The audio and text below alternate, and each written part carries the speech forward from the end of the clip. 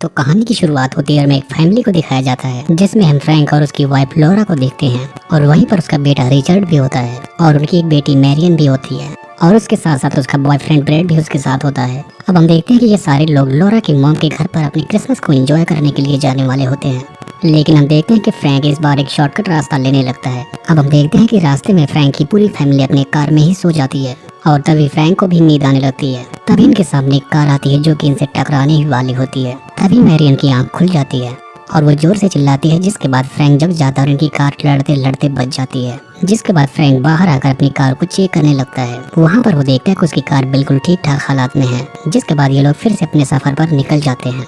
अब कुछ दूर जंगल के रास्ते से जाने के बाद फ्रैंक को वहीं पर एक केबिन दिखाई देता है, जिसके बाद वो वहाँ पर जाने का फैसला करता है। तभी हम देखते हैं कि अचानक से फ्रैंक अपनी कार रोक देता है और यहाँ पर वो अपनी वाइफ से कहता है कि उसे यहाँ पर एक सफेद कपड़े में एक लड़की दिखाई दी।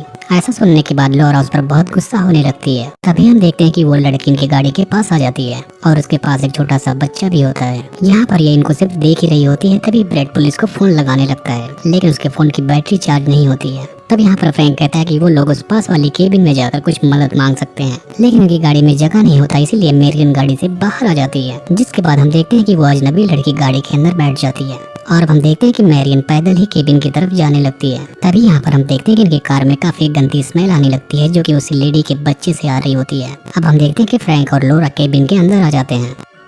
वहीं हम रिचर्ड को देखते हैं जो कि जंगल की तरफ मास्टरबेशन करने के लिए चला जाता है। अब हम देखते हैं कि ब्रेड अकेला ही उस लेडी के साथ बैठा होता है।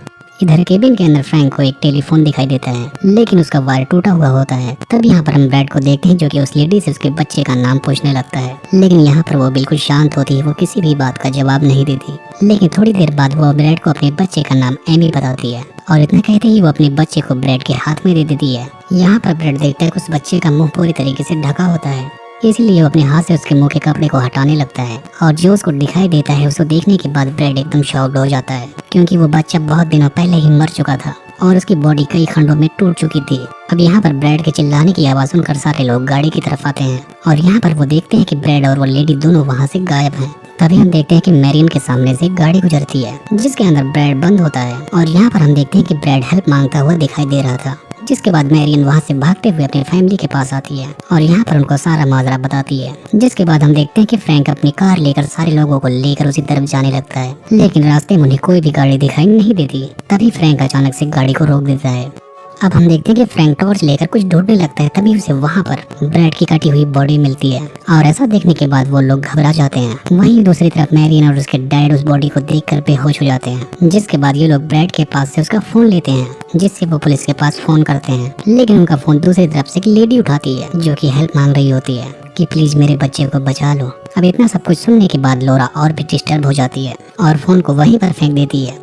अब फ्रैंक के पूछने पर वो बताते हैं कि फोन खराब हो चुका है। जिसके बाद ये लोग यहाँ से जाने लगते हैं। अब रास्ते में फ्रैंक लोरा से कहता है कि बस हम 15 मिनट में तुम्हारे मॉम के घर पर पहुँच जाएंगे। रास्ते में इन्हें मार्कोट नाम का एक बोर्ड दिखाई देता है जिसके बारे में फ्रैंक ने कभी नहीं सुना था और इनकी ये लोकेशन मैप पर भी कहीं नहीं होती है। जिसके बाद फ्रैंक लोकल मैप मांगता है, लेकिन लोरा मैप लाने को भूल गई थी। जिसके बाद हम देखते हैं कि फ्रैंक बस अब आगे की तरफ जाने लगता है, लेकिन इन्हें फिर भी दूर दूर तक कुछ भी नहीं दिखाई देता। वहीं हम देखते हैं कि फ्रैंक जब अपनी कार की रेडियो को ऑन करता है तब उसे वहाँ पर भी एक बच्चे के रोने की आवाज आती है, लेकिन तभी यहाँ पर फ्रैंक और लोरा के बीच झगड़ा हो जाता है क्योंकि यहाँ पर इन्हें कुछ भी समझ में नहीं आ रहा था। तभी यहाँ पर अचानक से इनकी कार का टायर भी पंक्चर हो जाता है। जिसके बाद फ्रैंक गाड़ी का टायर बदलने लगता है। वहीं रिचर्ड जंगल की तरफ चला जाता है जहाँ पर वो सिगरेट पीने लगता है।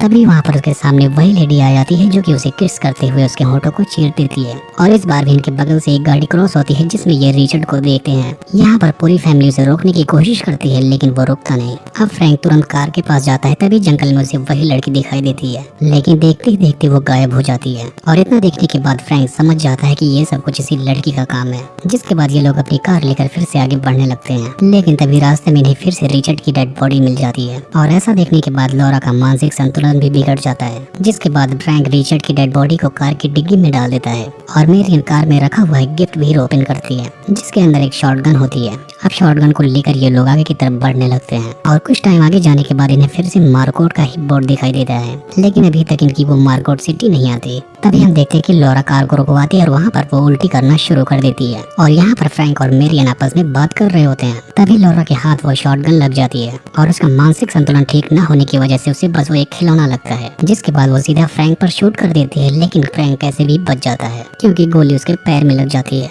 लेकिन अब उसे हॉस्पिटल पहुंचाने की बहुत जरूरत थी, जिसके बाद वो कार स्टार्ट करके वहाँ से जाने लगते हैं। अब वहीं हम देखते हैं कि लॉरा गाड़ी में ही सोने लगती है। तभी हम देखते हैं कि यहाँ गाड़ी में अब सारे लोग सो जाते हैं और थोड़ी देर बाद जब मेरियन की आंख खुलती है तो वो देखती है कि फ्रैंक गाड़ी में नहीं है, जिसके बाद वो गाड़ी से बाहर उतरकर फ्रैंक को ढूंढने लगती है। तभी गाड़ी के बाहर अचानक से मेरियन को फ्रैंक दिखाई देता है, जो कि उससे कहने लगता है कि बस हम कुछ देर में ही मार्कोट सिटी पहुंच जाएंगे। तभी लॉरा भी उनके पास आ जाती है, जो कि फ्रैंक से पूछने लगती है कि आखिर जंगल में ये लोग कौन हैं। अब लॉरा की ये बात सुनने के बाद फ्रैंक उसे गाड़ी में बैठाकर वहाँ से ले जाने लगता है। अब लॉरा को वहाँ उसकी फ्रेंड दिखाई देती है, इसीलिए वो फ्रैंक को कार रोकने के लिए कहती है, लेकिन फ्रैंक कार नहीं रोकता, जिसकी वजह से वो चलती कार से कूद जाती है। जिसके बाद फ्रैंक कार रोकता है और उसे ढूंढने निकल जाता है, लेकिन उसे लॉरा कहीं नहीं दिखाई देती। तभी फ्रैंक देखता है कि वो गाड़ी फिर से इनके आगे से आ रही है, जिसके बाद वो अपनी शॉटगन उठाकर उस पर शूट करना शुरू कर देता है। जिसके बाद वो गाड़ी वहाँ से वापस लौट जाती है। तभी अचानक से वहाँ पर लॉरा भी आ जाती है, जो कि उनसे कहती है कि उसका सर बहुत तेजी से दर्द कर रहा है क्योंकि उसके सर में चोट लगी होती है। और थोड़ी देर बाद यहाँ पर लॉरा की मौत हो जाती है। तभी यहाँ पर मेरियन फ्रैंक से कहती है कि जब भी हम कार को रोकते हैं तभी हमारे साथ कुछ बुरा हो जाता है, इसीलिए वो अब रास्ते में कहीं नहीं रोकेंगे। अब लॉरा की भी बॉडी को ये लोग कार में डालकर जाने लगते हैं और इस बार अब मेरियन कार को ड्राइव कर रही होती है, लेकिन लगातार 1 घंटा कार चलाने के बाद भी इन्हें कोई शहर नहीं मिलता। तभी फ्रैंक कहता है कि हम इस रास्ते से अब कभी बाहर निकल ही नहीं सकते, इसलिए अब हमें जंगल के रास्ते से जाना होगा। अब ये लोग जंगल के रास्ते पैदल ही जाने लगते हैं, जहाँ पर इनका सर एक वायर से टकराता है, जिसके बाद वहाँ पर एक लाइट भी जलने लगती है।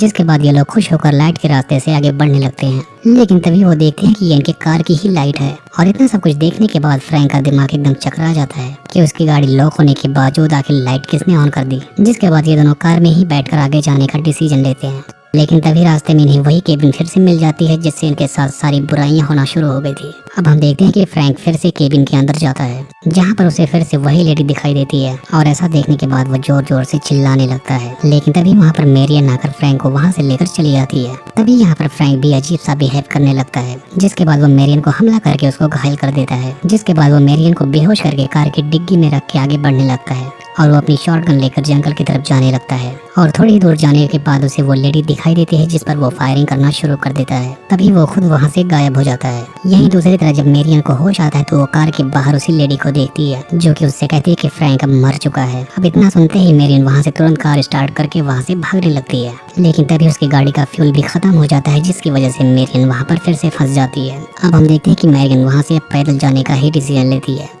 अब थोड़ी ही दूर आगे जाने के बाद उसे फ्रैंक का पेन मिलता है और जैसे ही वो उस पेन को उठाती है तभी उसके ऊपर अचानक से ब्लड गिरने लगता है। तभी वहाँ पर उसे एक साथ अपनी पूरी फैमिली की डेड बॉडीज मिलती हैं, जो कि अलग अलग बैग्स के अंदर होती हैं। तभी यहाँ पर मेरियन को वही गाड़ी आती हुई फिर से दिखाई देती है, लेकिन तभी वो लेडी फिर से उसके सामने आती है और वो मेरियन से कहती है कि ये गाड़ी तुम्हारे लिए नहीं है। और इतना कहकर ही वो उस गाड़ी में बैठकर वहाँ से चली जाती है। लेकिन हम देखते हैं कि अचानक से उसकी आंख अपनी कार में खुलती है, जहाँ पर वो देखती है कि उसके डैड कार चला रहे हैं और उनका एक्सीडेंट होने वाला है। जिसके बाद वो चिल्लाते हुए अपने डैड को जगाती है, लेकिन यहाँ पर उसके डैड कार को कंट्रोल नहीं कर पाते और इनकी गाड़ी का वहीं पर एक्सीडेंट हो जाता है। जिसके बाद जब मेरियन की आंख फिर से खुलती है तो वो एक हॉस्पिटल में होती है, जहाँ पर डॉक्टर उसे बताते हैं कि तुम पिछले कुछ घंटों से कोमा में थी, लेकिन अब तुम ठीक हो। वहीं पर हम देखते हैं कि एक आदमी डॉक्टर से मेरियन के बारे में पूछ रहा होता है, क्योंकि इस आदमी को ही मेरियन वहाँ पर मिली थी। दरअसल यहाँ पर हमें शुरू में बताया जाता है कि मेरियन के डैड को कार चलाते टाइम ही नींद आ गई थी, जिससे इनकी कार सामने वाली कार से टकरा गई थी, जिसमें उसकी पूरी फैमिली उस एक्सीडेंट में मारी गई। और उस कार के अंदर वही लेडी और उसका बच्चा एमी था, और अब तक उसके साथ जो कुछ भी हो रहा था वो उसके कोमा में जाने की वजह से हुआ। और उसे सड़क पर जो मार्कोट सिटी का बोर्ड दिखाई दे रहा था वो कोई सिटी नहीं थी बल्कि एक डॉक्टर का नाम था। जिसके बाद हम देखते हैं कि डॉक्टर मार्कोट अपनी गाड़ी स्टार्ट कर रही होती है, लेकिन उनकी कार स्टार्ट नहीं होती। तभी हम देखते हैं कि वो आदमी डॉक्टर को अपनी गाड़ी में बैठने को कहता है, जिसके बाद उनको लेकर वहाँ से जाने लगता है। अब इसके लास्ट सीन में हम 2 वर्कर्स को देखते हैं, जो कि उसी जगह पर सफाई कर रहे होते हैं। तभी उन्हें फ्रैंक द्वारा लिखा गया एक लेटर मिलता है, जिसमें लिखा था कि यह सब कुछ सच्ची घटना है